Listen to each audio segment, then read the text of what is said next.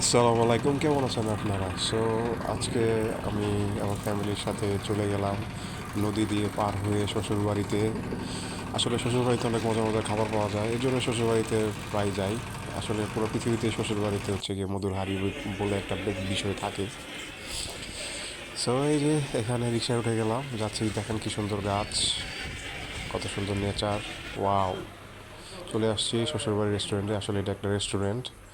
এখানে মজার মজার কিছু আইটেম অর্ডার করে ফেললাম। এই যে দেখতে পাচ্ছেন চাউমিন, থাই স্যুপ এবং সাথে আছে হচ্ছে double cheese burger. Double cheese বার্গারটা আমার খুব ফেভারিট ছোটোবেলা থেকেই। এই যে রেড সসটাও খুব ইয়াম্মি। এই যে চাউমিন দেখতে পাচ্ছেন, এই যে থাই স্যুপ দেখা যাচ্ছে বাটিতে।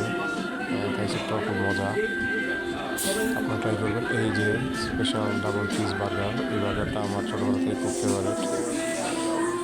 আসেন, আপনাদের সাথে খাই, আপনাদের নিয়ে। এবং যদি আপনাদের ভালো লেগে থাকে, ওই যে পুচকুটাকে দেখা যাচ্ছে, এটা আমার পুচকু।